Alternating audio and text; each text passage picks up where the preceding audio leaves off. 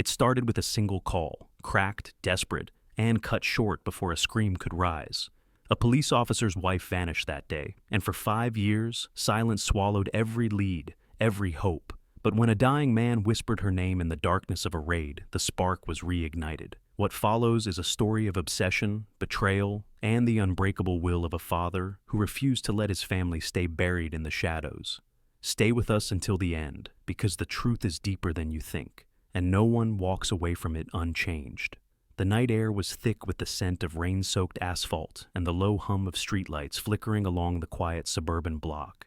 Ethan Blake, a seasoned police officer known for his calm under pressure, had just pulled his cruiser into the parking lot of Kensington Park, taking in the lull of an unusually calm afternoon. No domestic disputes, no reckless drivers, just the gentle rustling of leaves and the easy banter of his partner, Cooper, who sat in the passenger seat, eyes fixed on his phone. "Still betting your quarterback's going to pull through this Sunday?" Ethan asked, a tired smile tugging at the corner of his mouth. Cooper barely looked up, grinning. "He's unstoppable, man. Trust me." Ethan's own phone buzzed softly, a gentle reminder that life was moving along smoothly.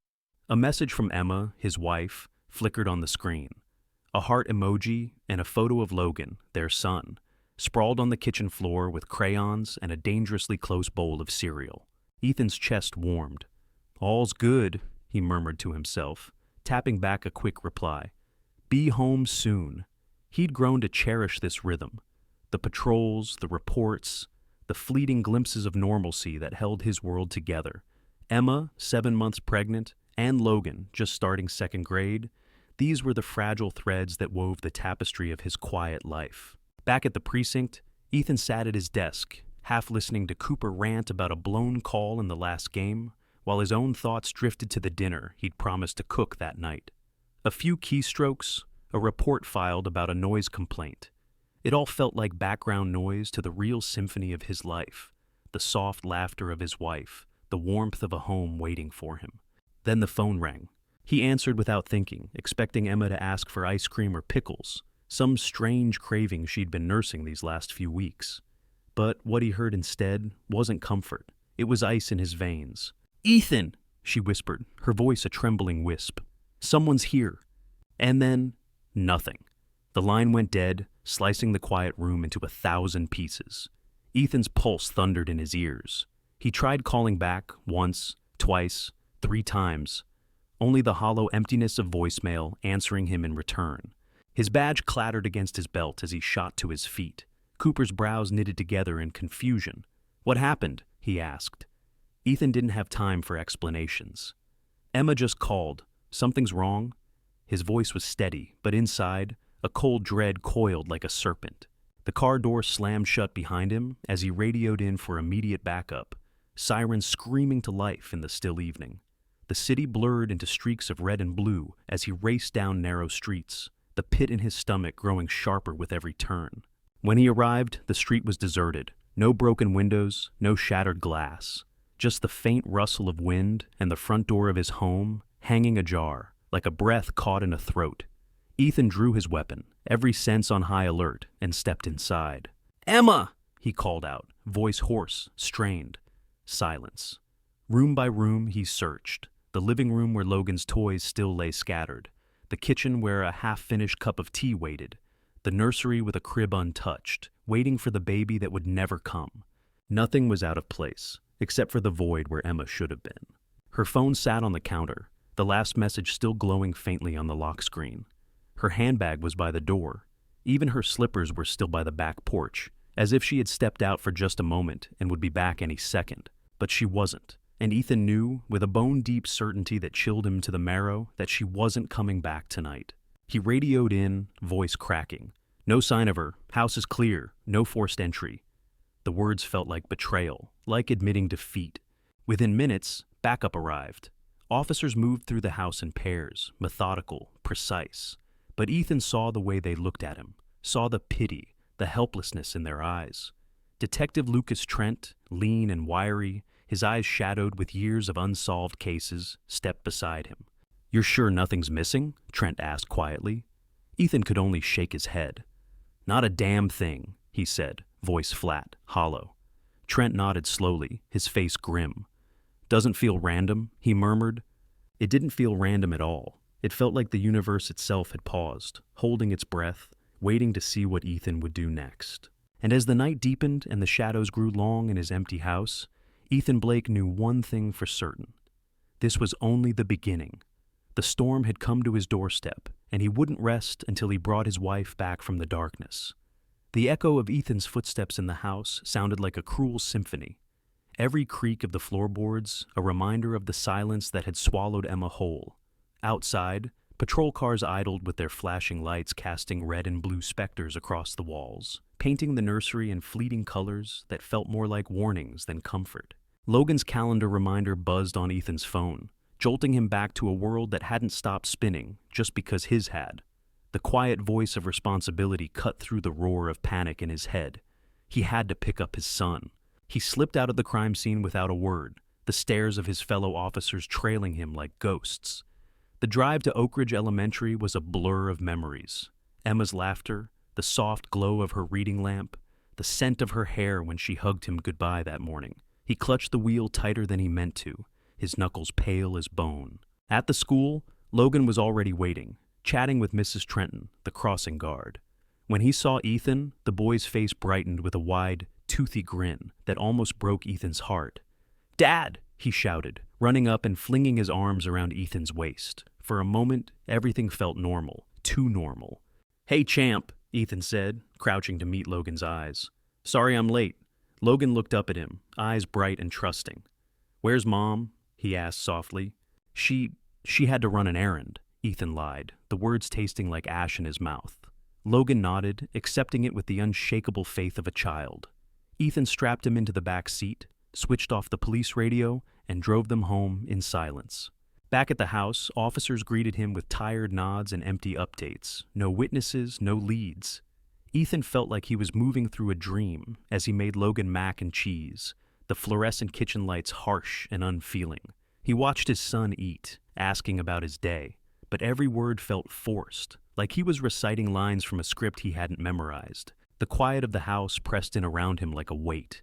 He kept glancing down the hallway, half expecting to see Emma's soft smile, her hand resting gently on her swollen belly. But the only thing that greeted him was the hollow stretch of empty space. That night, the police canvassed the neighborhood. One neighbor mentioned a white van that had been parked down the street earlier in the day, but they couldn't remember the plates or even if anyone was inside. The footage from the doorbell camera had been wiped clean. No glitches, no errors, just gone.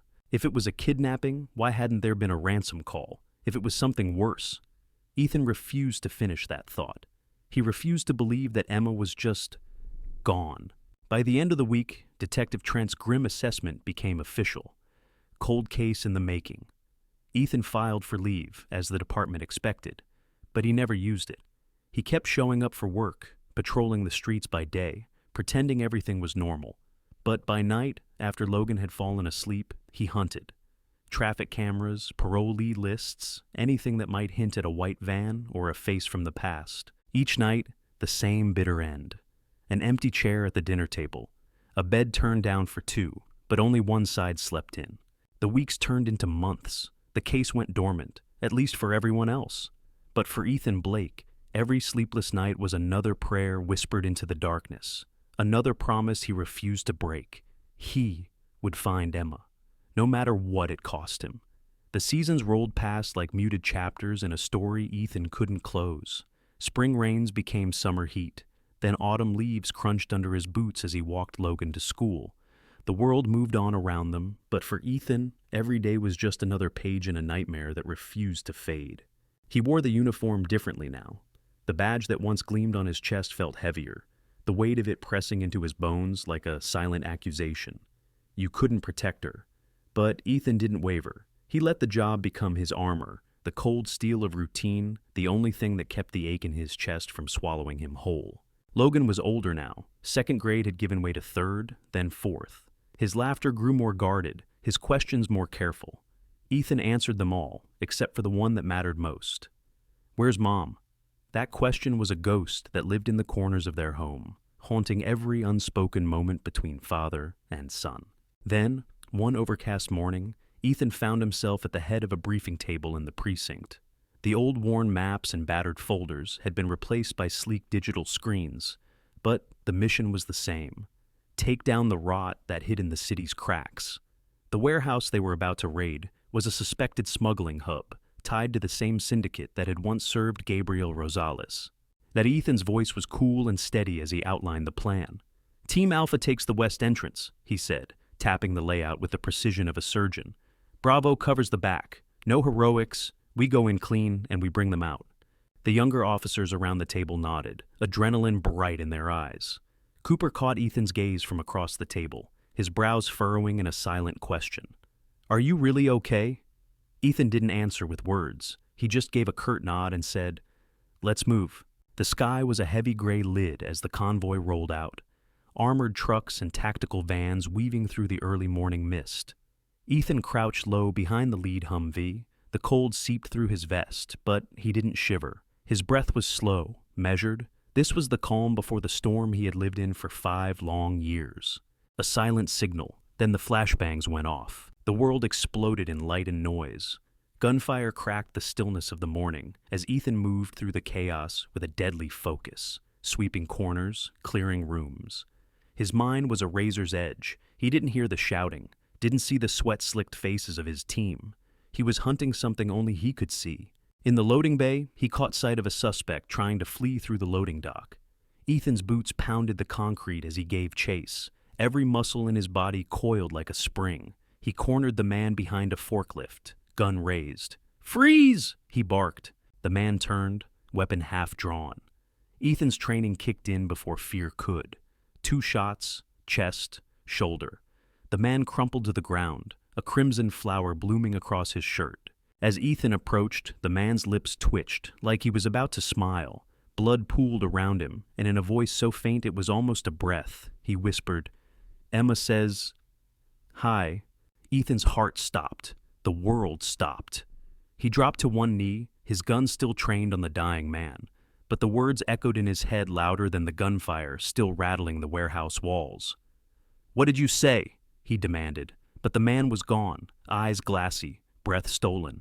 The warehouse was cleared, suspects cuffed and weapons secured, but Ethan heard none of it. He stood in the middle of the chaos, deaf to the voices around him.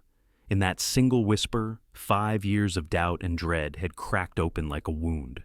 Emma's name, spoken by a dying man who should have known nothing about her. A name that was more than a taunt.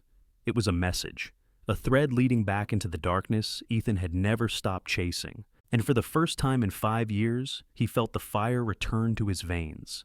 The precinct's fluorescent lights buzzed softly overhead as Ethan sat at his desk long after the operation had been called in and the other officers had gone home.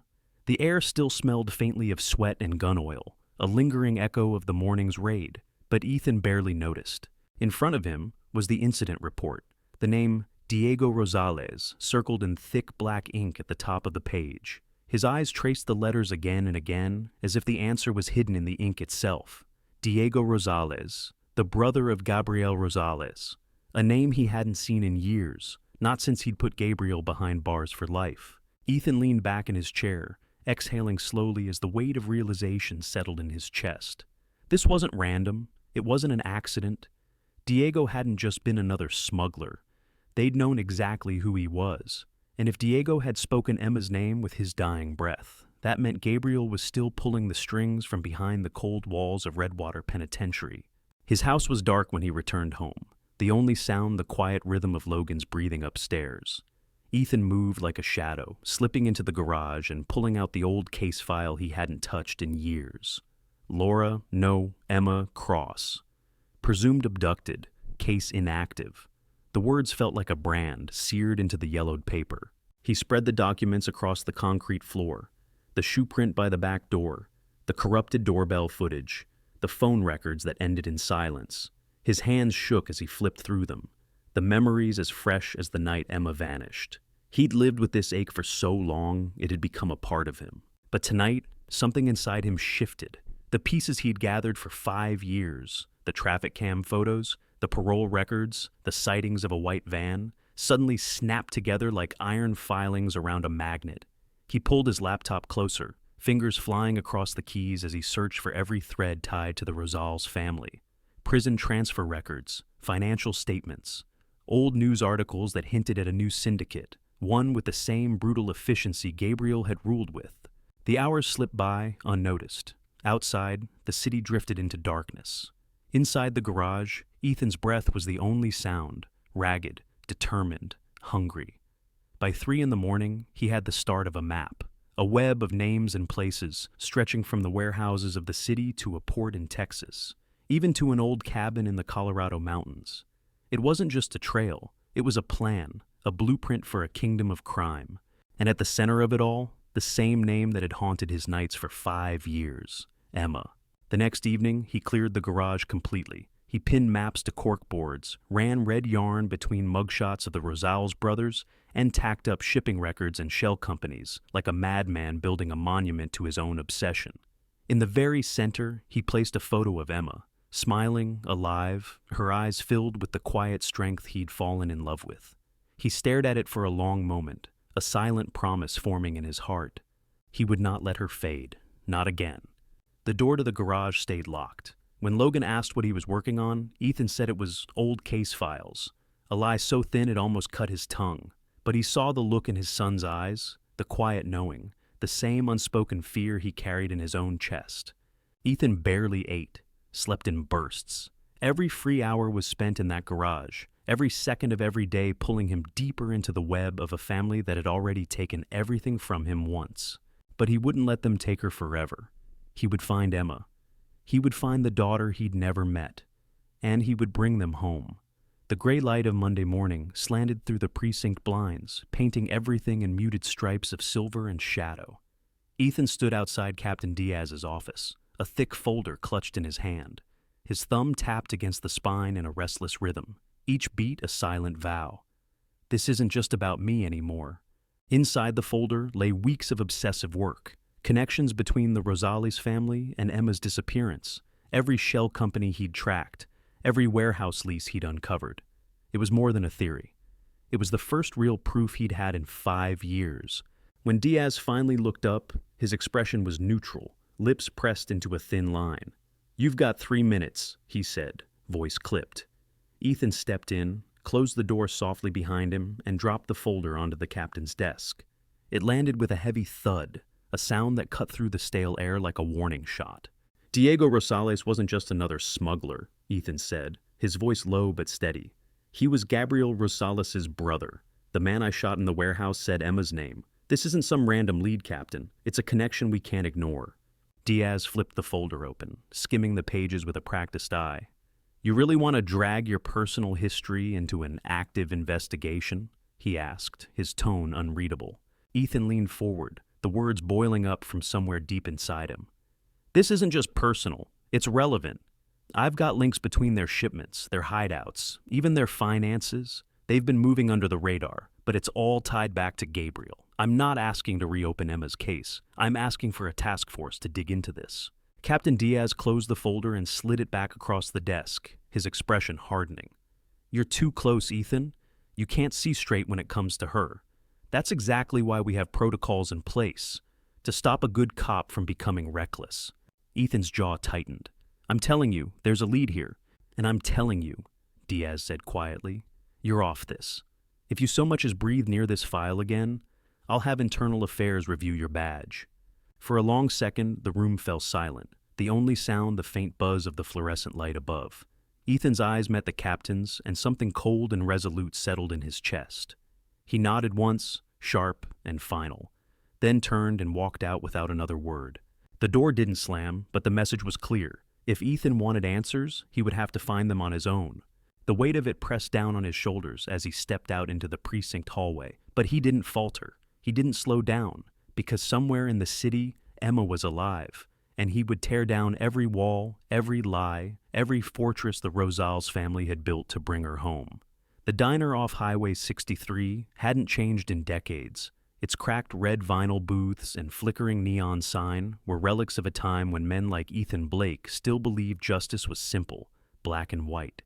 Now, under the weak glow of the buzzing lights, it was a place where secrets could be traded in hushed voices, and memories could be dug up like bones. Ethan slid into the corner booth, his eyes scanning the greasy Formica table, the tarnished napkin dispenser. Across from him sat Miles Reed, a retired small-time runner who once knew the Rosales family as well as his own name. Miles looked older than Ethan remembered, lines cut deep into his face, eyes wary like a fox in a snare. "You dragged me out here after 6 years of silence," Miles said, stirring his coffee with a trembling hand. "Better be good." Ethan didn't waste time. He slid a printout across the table, Diego's photo, the incident report, the blood-stained warehouse floor. "Diego said my wife's name before he died," he said. "You ever hear Gabriel talk about plans? What'd he do if things went south?" Miles's eyes narrowed, the spoon clinking against the chipped ceramic mug. "Gabriel never planned to stay down," he said, voice low and rough. "Even when you put him in that cage, he kept talking like he was still running the show. Said he had people, that he'd build a new empire through other names. Told me once, 'You bury a Rosales, we grow back stronger.'" Ethan's fingers drummed once against the tabletop. "Did he ever mention me? My family?" His voice was tight, the words forced through clenched teeth. For a moment, Miles didn't answer. Then he met Ethan's gaze, something grim flickering in his eyes. "He said you'd regret touching his blood, that he'd take from you what you took from him. He didn't care how long it took. He just wanted you to live long enough to feel it." The words hung in the air between them, a bitter poison Ethan swallowed without flinching. His breath felt like shards of glass in his throat. "He made plans from inside," Miles added quietly. "Even prison couldn't hold that man, and if Diego said Emma's name, you're already in deeper than you know." Ethan didn't blink. He didn't flinch. He just leaned back in the booth, the weight of it all settling on his shoulders like a lead blanket. "Thank you," he said finally, his voice calm despite the fire in his veins. Miles gave him a long, tired look. "I didn't do it for you. I did it so I could sleep at night." Ethan slid out of the booth, his movements slow, deliberate. He left enough cash on the table to cover both coffees and then some. Outside, the night air was cold and biting, but it felt cleaner than the air inside that stale diner. As he stepped into the darkness, he knew one thing for certain. The storm that had started 5 years ago wasn't over. It was just beginning, and he was ready to walk straight into the eye of it. Redwater Penitentiary was a monolith of cold steel and concrete, the kind of place that swallowed time whole and spat out men with dead eyes. Ethan knew the protocols by heart: sign in, surrender his weapon, wait in the sterile visiting room under the flickering hum of fluorescent lights. But today, every second felt like an hour, every breath laced with the knowledge that Gabriel Rosales was waiting on the other side of the bulletproof glass. When Gabriel finally entered, shackled and calm in his pristine orange jumpsuit, he moved like a man who still believed he was the one pulling the strings. His hair was slicked back, his expression almost amused, but his eyes, sharp and bottomless, never wavered. He sat across from Ethan without a word, his chains rattling softly as he folded his hands on the table. Ethan didn't bother with pleasantries. "Where's Emma?" he asked, his voice quiet, but edged with a fury that had been simmering for 5 long years. Gabriel's lips twitched into a smile, but there was no warmth in it. "Straight to the point, just like you were back then." His voice was smooth as oil, every word a deliberate brushstroke on the canvas of Ethan's rage. "Answer the question!" Ethan snapped. Gabriel leaned forward, the chains between his wrists clinking like a taunt. "You took everything from me, detective. My crew, my freedom, my blood." His gaze sharpened, and for a moment, the mask of civility slipped. "I just returned the favor." Ethan's hands curled into fists on the table. "I should have killed you when I had the chance," he said, his voice low, a promise and a curse rolled into one. Gabriel's smile widened, his teeth white and sharp. "But you didn't. And now, it's too late." Ethan stood so abruptly that the chair scraped against the concrete floor with a harsh screech. Every muscle in his body was coiled, ready to snap, but he forced himself to turn away, to leave that room and the cold amusement in Gabriel's eyes behind him. Because he had what he needed, confirmation that Emma's abduction was no accident, no random act of cruelty. It was vengeance, as calculated and methodical as everything Gabriel had ever done. As he walked out into the gray light of the prison yard, Ethan felt a cold, hard clarity settle in his bones. This wasn't about justice anymore. It was about redemption, about bringing Emma home, about making sure Gabriel Rosales never had the chance to finish what he started. The war wasn't over, it had just begun. The sun was already sinking behind the rooftops by the time Ethan pulled into the driveway, the evening shadows stretching long across the lawn like fingers reaching for him. The porch light was on, a small, comforting glow in the growing dark. Logan's backpack was propped against the door, a small, quiet marker of normalcy that felt almost obscene in the face of what Ethan had just learned. Inside, Logan was sprawled on the living room carpet, half watching a cartoon on the TV, half lost in some private world of Lego towers and action figures. He looked up when Ethan stepped in, his eyes bright with curiosity and worry all at once. "Hey, Dad," he said, voice cautious. "You okay?" Ethan forced a smile that felt like a crack in his face. "Long day," he said simply, setting his keys on the table and ruffling Logan's hair. He went into the kitchen, pulling out bread and cheese, moving mechanically as he made dinner. Grilled cheese, tomato soup, the easy comfort of routine. They ate in silence, the only sounds the scrape of spoons against ceramic and the occasional murmur from the TV. Logan didn't press him, didn't ask the questions that lived in his eyes. But when the plates were cleared and the last of the soup was gone, he looked up from his seat across the table, his voice small. Are you working her case again?" Ethan froze, his hand tightening around the edge of his plate. He met Logan's gaze, saw the quiet fear there, the unspoken hope. "I am," he said softly.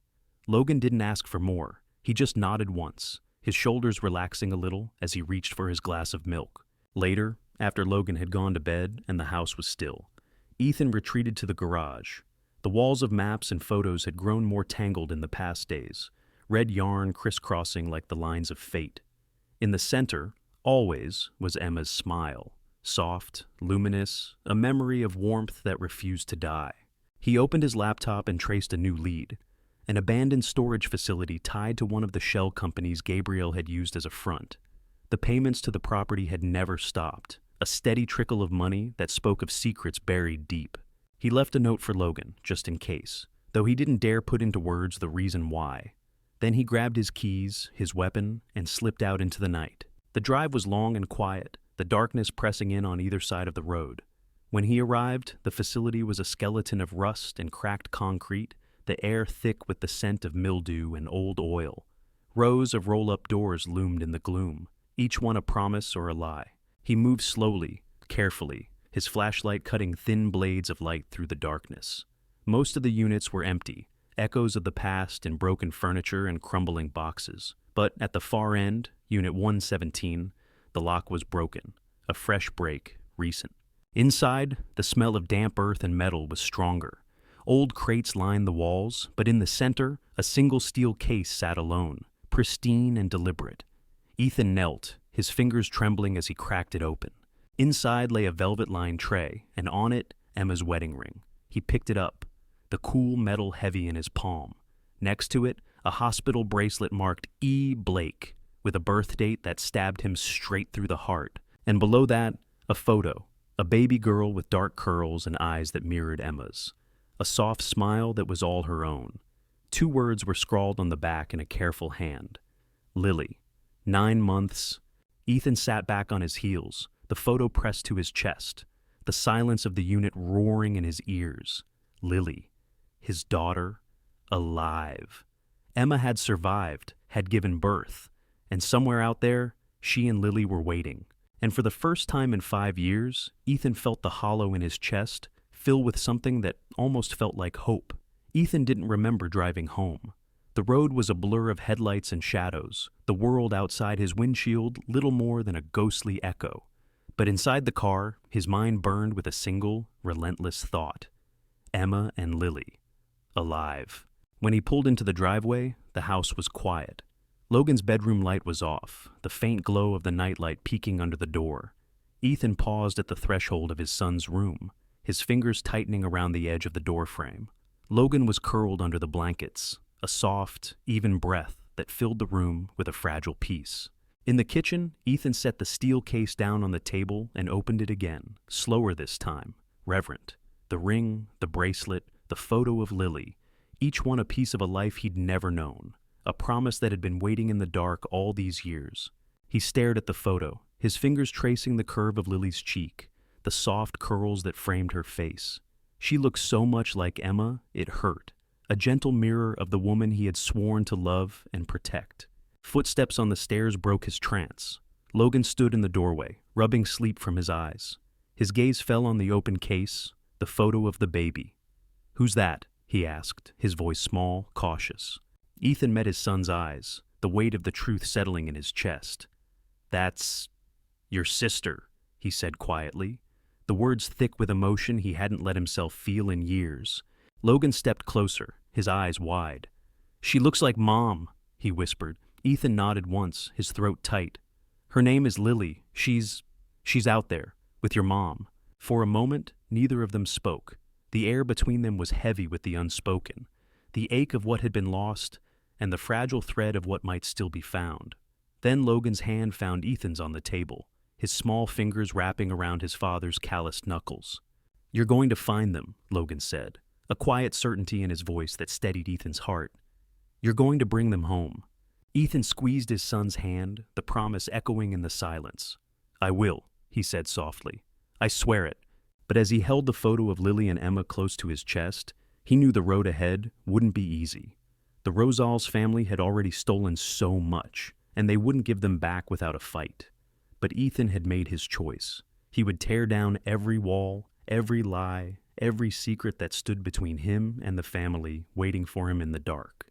And this time, he wouldn't stop until he brought them home. The next morning, Ethan took a personal day. At least, that's what he told the department. In reality, he spent the early hours locked in the garage, the walls covered in a tangle of maps, mugshots, and red yarn that cut across the space like veins. It was a shrine to a single purpose: finding Emma and Lily. He brewed a pot of coffee, his movements methodical, almost ritualistic. The bitter scent filled the air, grounding him in the present as he traced every payment tied to the defunct Galenic Freight Solutions. Over and over, the same pattern emerged, payments flowing like blood through a hidden artery, feeding something in the shadows. One name kept surfacing: Arlano Holdings.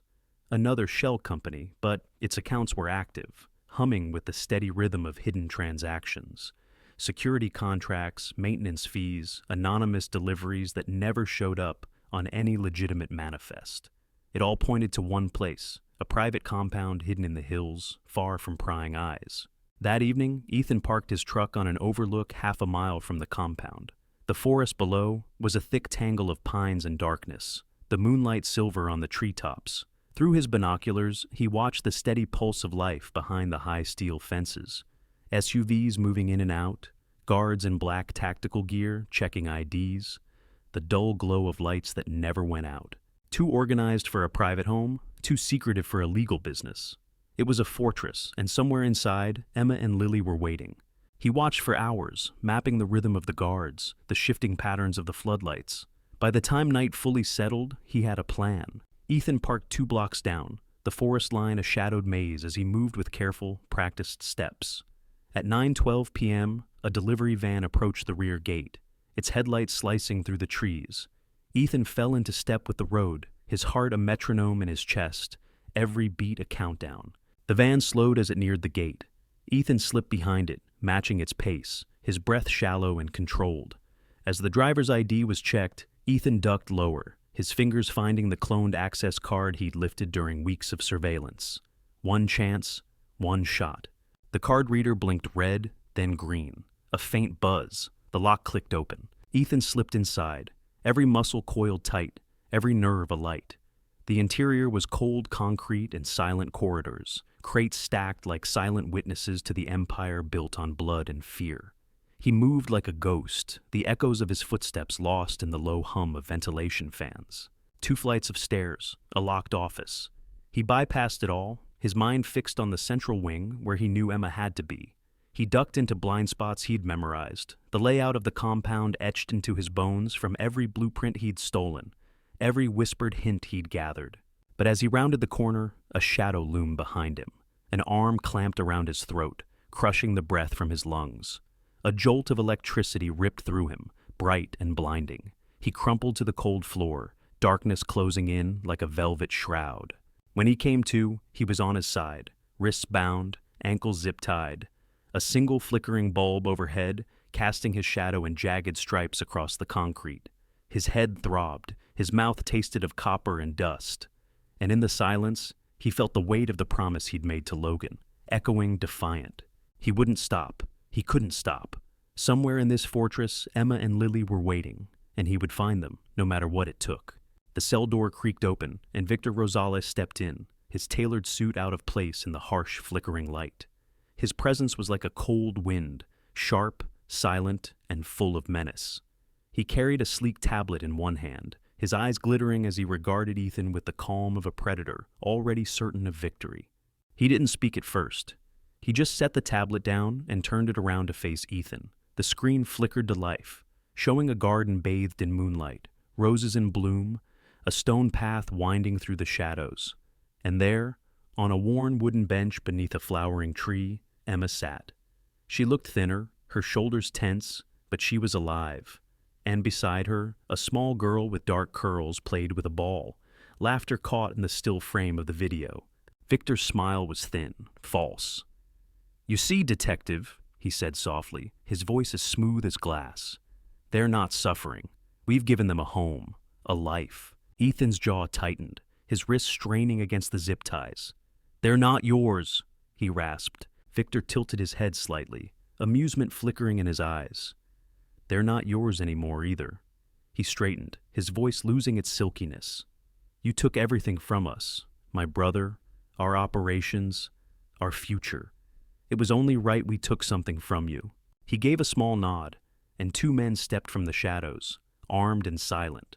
One checked Ethan's bindings, the other loaded a pistol with a soft, methodical click that seemed to echo in the empty room. No threats, no speeches. Just the quiet finality of a death sentence. Victor paused at the door, turning back one last time. "I almost feel bad," he said, his smile returning. Almost.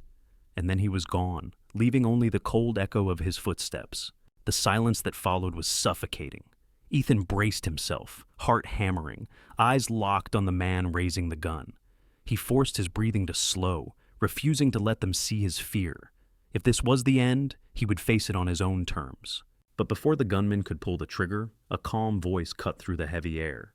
"Put the gun down," it said, steady but sharp. A woman's voice. The guard hesitated, glancing over his shoulder. "I said put it down," she repeated, and this time there was no question in her tone. A click, the weapon was lowered. Ethan blinked, disoriented, as a woman stepped into the dim light. Her hair was dark and pulled back, her clothes black and utilitarian, her movements deliberate and precise. She knelt beside him, producing a small folding knife and slicing through the zip ties with swift, practiced cuts. Ethan flexed his wrists as the blood rushed back into his fingers, his breath ragged. "Who are you?" he demanded, suspicion and relief warring in his voice. "Isabel Rosales," she said, her expression hard. "Gabriel's sister." Ethan froze, every muscle going tight. "Is this some kind of sick game?" he spat. She shook her head, her jaw set with a resolve that mirrored his own. "If I wanted you dead," she said, standing and slipping the knife back into her pocket, "I'd have let them pull the trigger. I'm not here to play games, detective. I'm here to end this." She turned to the door, her silhouette a dark slash against the concrete wall. "Come with me," she said, and in her voice there was no plea, no doubt, only purpose. "I'll take you to them." For a long moment, Ethan hesitated, weighing every risk, every lie. But the fire in her eyes wasn't deceit. It was a promise, and he would stake everything on that promise. He rose, every movement sending aches through bruised ribs and battered muscles, and followed her into the darkness. The air in the narrow corridor was cold and stale, thick with the scent of mildew and old earth. Pipes ran overhead, their low groans echoing like distant thunder as Ethan and Isabel moved through the darkness. She led the way, her steps sure and silent, every motion deliberate as she guided him down the labyrinth of forgotten maintenance tunnels. "This isn't just an escape," Ethan said quietly, his voice tight in the stillness. "You've been planning this for a long time." Isabel didn't answer at first. She paused at a junction, her fingers dancing across a hidden latch in the ceiling above. A faint click, and a panel of stone swung open, revealing a cramped utility room lit by a single bare bulb. Inside, blueprints and documents were scattered across a work table, maps of the compound, lists of guards' shifts, surveillance blind spots marked in bright highlighter. Isabel didn't waste time. She closed the door behind them and pulled a small device from her pocket, disabling the room's silent alarms with practiced ease. "These are the access codes for every wing of this place," she said, spreading the papers out with a steady hand. "2 guards rotate every 15 minutes outside the family quarters. Night shift uses corridor B3. There's a blind spot here." She tapped a section of the map, her voice cool and measured. "We have 5 minutes at best." Ethan leaned over the table, scanning the plans. "You're risking everything," he said quietly, searching her face for a crack in her resolve. She looked at him, her eyes dark but unwavering. "I have a son," she said, her voice barely above a whisper. "He's 10, and I won't let him grow up in the shadow of this family." Ethan's breath caught for a moment. He saw the flicker of pain in her eyes, the quiet desperation of a mother who had seen too much. "What do you want from me?" he asked. "Immunity," she said without hesitation. "A new name, witness protection for me and my son. In exchange, I'll give you everything. Every name, every tunnel, every secret Gabriel built." Ethan nodded once, the promise solidifying in the air between them. "Help me get them out," he said, "and I'll make sure you and your son have a chance to start over." She didn't smile. She didn't need to. She folded the blueprints and handed them to him, her fingers brushing his just briefly. "Let's move." They slipped back into the tunnel, the echoes of their footsteps swallowed by the heavy stone walls. Isabel moved with the fluid certainty of someone who had spent her whole life in the shadows, disabling cameras and sensors with a small handheld device she carried at her hip. Twice they ducked into side alcoves, holding their breath as passing guards crossed intersections just feet away. The compound was alive around them, a hive of motion and whispered orders. Every corner, another danger waiting to swallow them whole.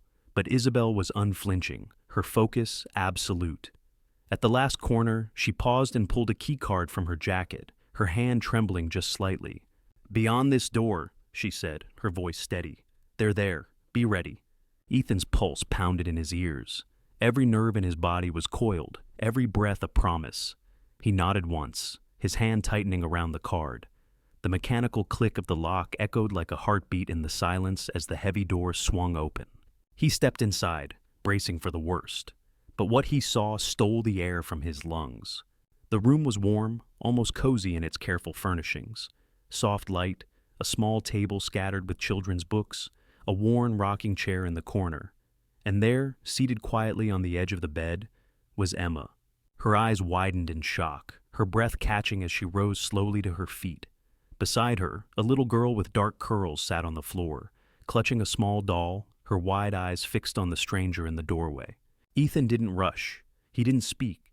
He just took one step, then another, until he was close enough to touch the woman he had spent 5 years chasing through the dark. And when Emma reached for him, her hands trembling, he pulled her into his arms and held on as though the world was finally right again. The quiet was heavy with everything they couldn't say. 5 years of pain, of questions, of hope that had refused to die.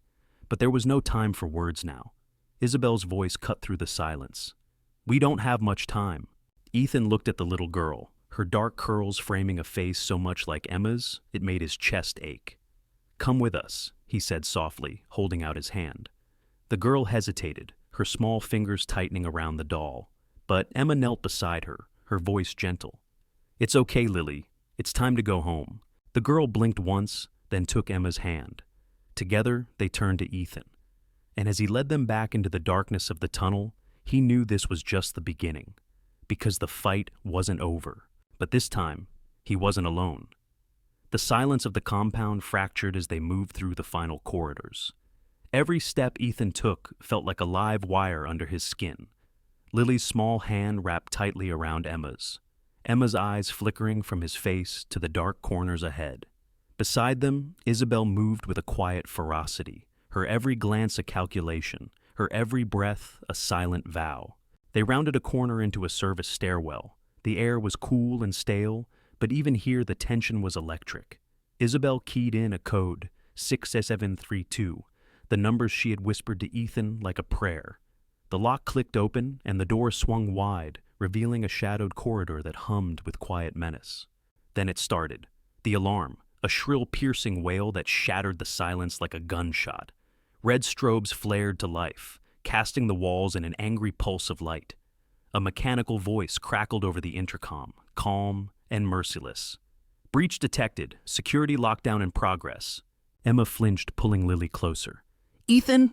"Stay with me," he said, voice calm but urgent. He grabbed Emma's wrist and pulled her forward, ducking under the first descending security gate just in time. Lily stumbled but didn't let go, her small fingers white-knuckled around Emma's hand. Behind them, guards rounded the corner, weapons raised. Ethan didn't hesitate. 2 shots, clean and cold. The men dropped before they could call out. The corridor ahead groaned as another gate began to close. Ethan kicked open a utility panel, aimed his gun at the lock housing, and fired. Sparks flew, the door shuddering as he forced it wide enough to slide Emma and Lily through. On the other side, 2 more guards emerged from the shadows. One lifted a radio to his mouth, the other drew a weapon. Ethan stepped in front of Emma and Lily, shielding them with his body. He was already moving when the shots came, clean, precise. Isabel reappeared from the service hall, her pistol silent and deadly. Both guards fell, the corridor momentarily clear. She grabbed Ethan's arm, her breath ragged. "Garage!" she said, her voice a harsh whisper. "We're out of time." They burst into the garage bay, but the sight that met them stopped them cold. The outer gate was sealed tight, the thick steel already scorched from earlier impacts. Above them, guards circled the upper mezzanine, rifles raised, black shapes against the flickering red lights. On the ground floor, 4 more guards stood shoulder to shoulder, and at their center, calm and venomous, was Victor Rosales. His gaze found Isabel first, and his lip curled in a snarl. "Mia Moore," he said softly, his voice dripping with scorn. Aiden stepped forward, his side aching from the earlier stun, but his voice was steady. "This ends now, Victor."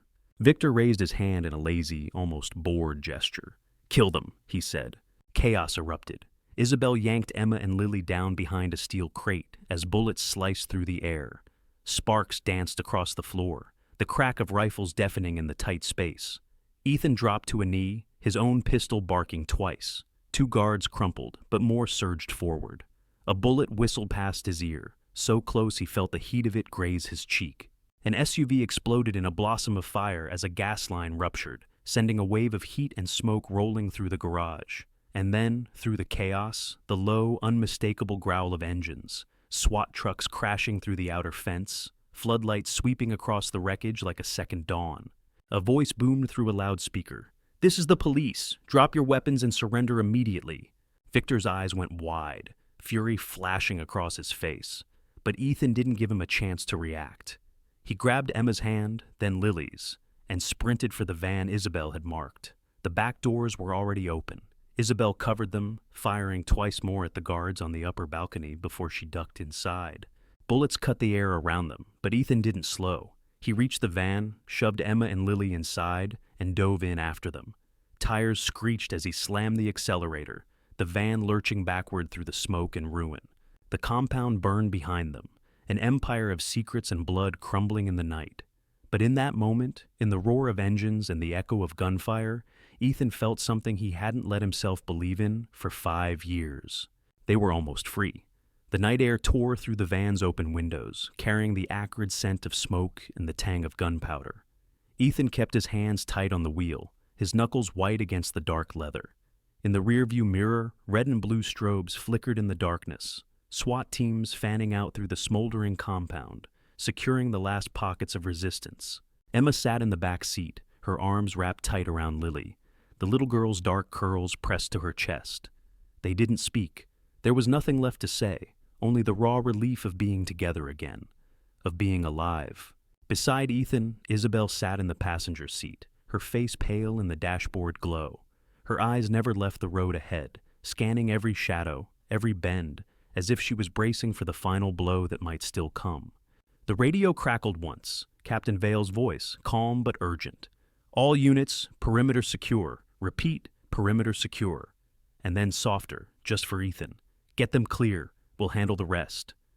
Ethan exhaled, his breath ragged in the cold night. "We're almost there," he said, more to himself than anyone else. But Emma heard him. She met his eyes in the rearview mirror, her own shining with unshed tears. She didn't speak. She didn't have to. They reached the edge of the woods just as the first hint of dawn broke on the horizon, the sky a faint wash of gray and rose. The van rattled over the dirt road, the forest closing in like a shield around them. When Ethan finally eased off the gas, the van coasted to a stop in a small clearing, the world hushed and still. He turned in his seat, his eyes locking with Emma's. "Are you hurt?" he asked, his voice raw with everything he couldn't put into words. She shook her head slowly, her hand brushing Lily's hair. "We're okay," she whispered. Ethan nodded, but the weight of the past 5 years pressed hard against his ribs. He reached for Emma's hand, holding it tight, as if to anchor himself to the present, to the fragile, breathtaking truth that she was here, that Lily was real. Isabel slipped out of the van, her movements quiet, precise. She didn't look back as she stepped away from the vehicle, her breath misting in the chill dawn air. Ethan watched her for a moment, then climbed out to join her. "You kept your promise," he said softly, his voice low. "You gave them back to me." Isabel's lips curved in a faint, tired smile. "I did it for my son," she said, "for all the children this family swallowed." She looked up at him, her eyes steady. "I'll hold up my end of the deal. Every name, every tunnel, every secret. I'm done hiding." Ethan nodded once, the promise between them as clear as the morning sky. "I'll get you that deal," he said. "I swear it." She didn't answer. She just turned and walked back toward the van, her steps steady, her shoulders squared against the weight of what was to come. Ethan watched her go, the dawn light catching the faint tremor in her hands. And for the first time in a long time, he let himself believe that maybe, just maybe, there was a way forward. By the time they reached the city, the sun had fully risen, gilding the skyline in soft gold. The van rolled to a stop outside the safe house, a nondescript brick building with boarded windows and a metal door that had seen better days. But for Ethan, it was a fortress, a final refuge for the family he'd fought to bring home. Emma stepped out first, holding Lily's hand. Her eyes swept the street, every muscle tense with the wariness of a woman who had spent too many years locked away. Lily clung to her side, her small face buried in the folds of Emma's jacket. Ethan watched them both, the ache in his chest tempered by the simple, defiant fact that they were here, alive. Logan burst from the doorway, his hair mussed from sleep, his eyes wide with hope and disbelief. "Mom?" he breathed, his voice cracking. Emma's smile was a whisper of everything she had survived. She dropped to her knees, arms open, and Logan launched into her embrace, his small shoulders shaking as he clung to her like he'd never let go.